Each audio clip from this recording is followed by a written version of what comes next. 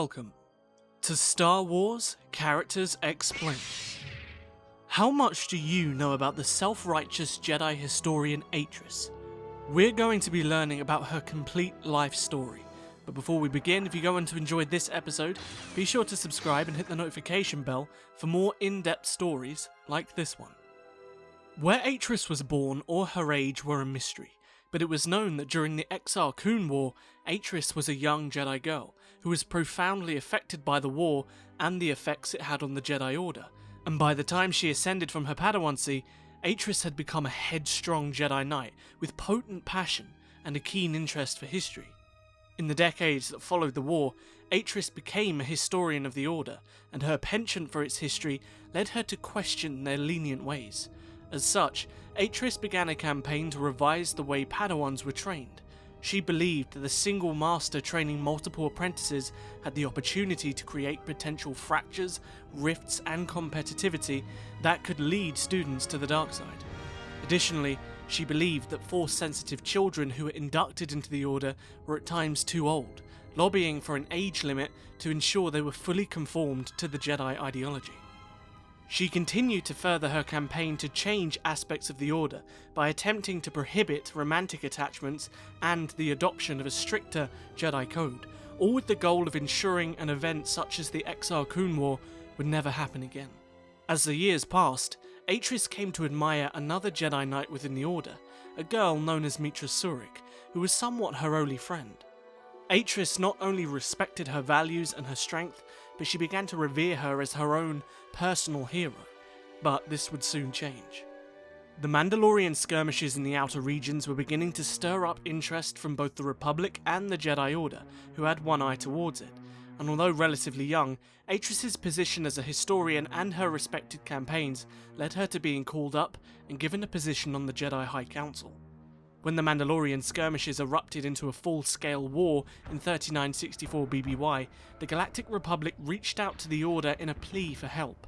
However, Atris and the other council members refused to offer military aid, instead preferring to sit back, meditate, and reflect on the war. Atris herself was steadfast in her defense of the Jedi actions, but this staunch demeanor was soon challenged. The Jedi Order was splintered by a young Jedi Knight known as Revan, and his movement to unite the Jedi Order into joining the war. Atris watched her fellow Jedi leave to join Revan one after the other, and was mortified when she witnessed her hero, her friend, Mitra Surik, who she had idolized, betray the Council and join Revan's movement. Atris personally felt utterly betrayed by her former hero and condemned her actions, as well as those that followed Revan. As the war raged, despite the countless deaths and massacres that occurred, Atris remained fixed on Mitra's betrayal.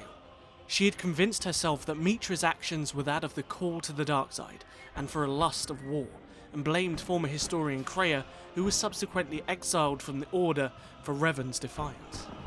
As the war raged around the galaxy, Atris sat idly and watched as the Jedi and Mandalorians massacred each other during the final battle of Malachor V.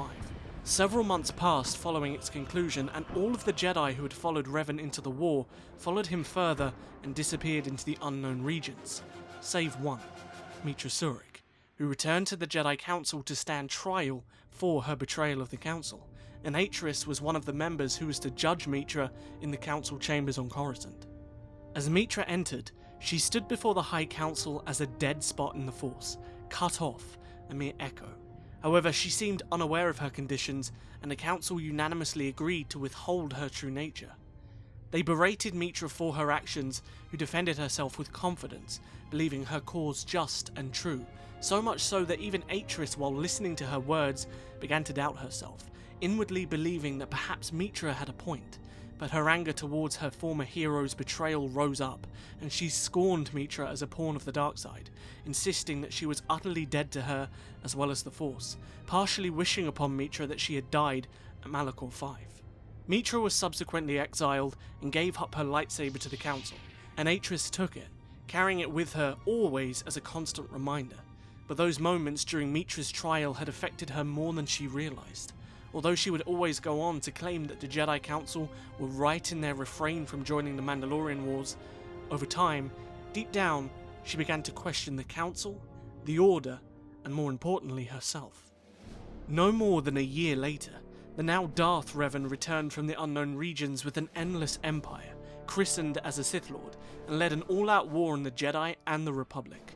The once hero had become the villain, and the Jedi Order was stretched out thin in a war that this time they could not refuse. Atris, however, was not a warrior, and sat upon her chair within the council merely watching, gathering knowledge as a historian does, while other leaders took command. However, Atris was critical in maintaining and moving artifacts from the destroyed Dantooine Academy to Telos, but she watched as again and again Jedi fell to the dark side and caused chaos under their stewardship, falling further into her own mind. Eventually though, Revan was redeemed and his Sith Empire collapsed, with him being reinstated as a Jedi Master to her utter disapproval. Atris over the next 2 years led the Order's historical documentation of the wars and those who fought in them, and wrote Mitra's report herself, which she secretly tagged to a personal alarm should it ever be opened.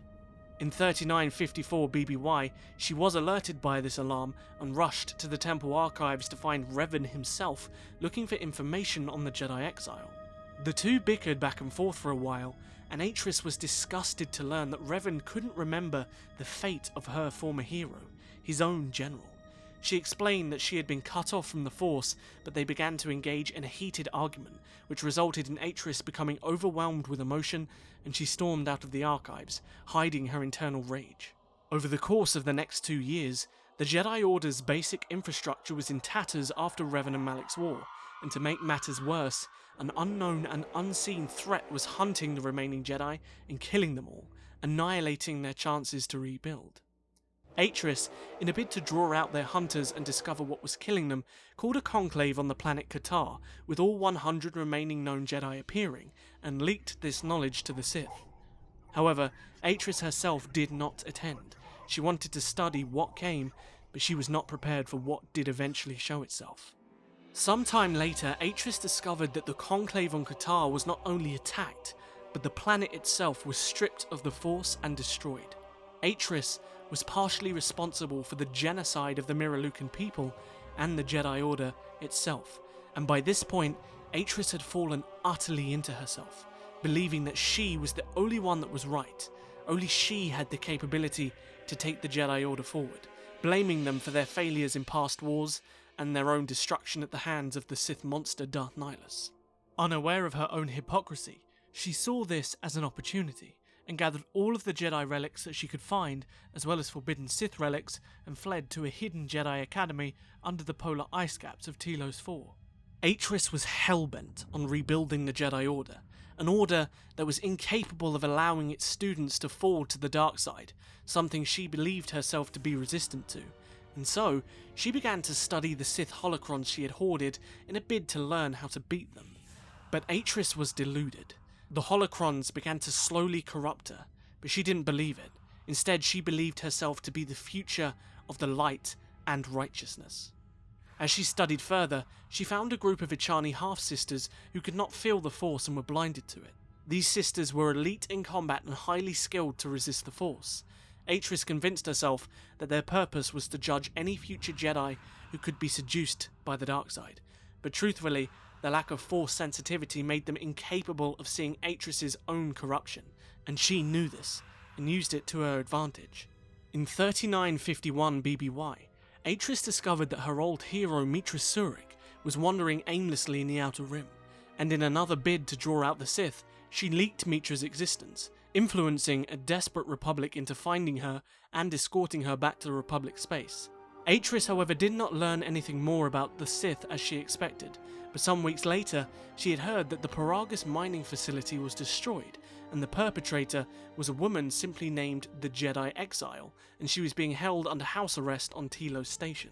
Fully believing the Jedi Exile to still be under the influence of the dark side, she ordered one of her Ichani sisters, called Brianna, to steal the ship of the Jedi so she could learn more. However, the ship held nothing of value to her, nor did the small astromech droid that was also present. However, the Jedi Exile herself eventually showed up to the Academy to reclaim her ship, to Atris's surprise, who had hoped to never see her again. She brought before the Jedi Exile her former lightsaber, which she had taken at the trial, with the intent of portraying the righteous Jedi that she saw herself as. But Seeing and hearing the Jedi exile brought up feelings and emotions that were long buried, and Atris's false, calm demeanour began to crack as they spoke. Atris, in response, tried to get under the skin of the Jedi exile to get her to admit she was wrong in the Mandalorian Wars and that she was right, but Mitra was headstrong, and her words as defiant as the day she was exiled. Atris became angry, overcome with emotion, dismissing any words that Mitra had to say, seeing her merely as a pawn of the dark side. Atris then accused her of destroying Paragus, but the exile explained her personal encounter with the Sith, and Atris was disgusted that Mitra was being considered the last Jedi by the galaxy. Instead, Atris ordered Mitra to find any surviving Jedi Masters, so a council could be held on Dantooine to discuss how to combat the Sith threat. As Mitra left, she ordered Sister Brianna to hide on the ship and monitor the exile, and then retreated to her meditation chambers. Atris was once again in emotional turmoil.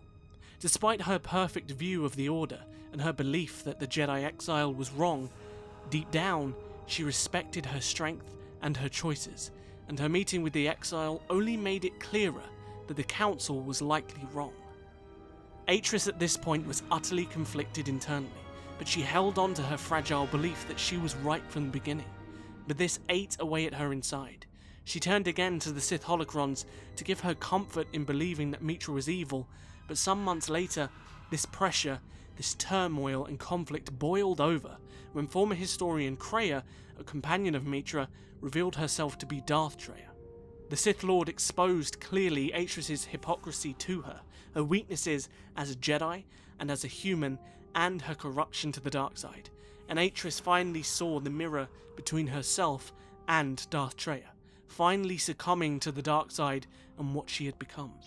Mitra returned to the Hidden Jedi Academy to confront the fallen Atris, and the two battled in the inner chambers of the Academy, and Mitra had finally come to understand why Atris had fallen so far, seeing the whispering Sith holocrons with her own eyes.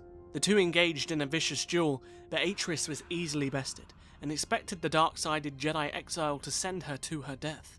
But, to her shock, Mitra spared her life, confirming to Atris that she was wrong all along about her hero.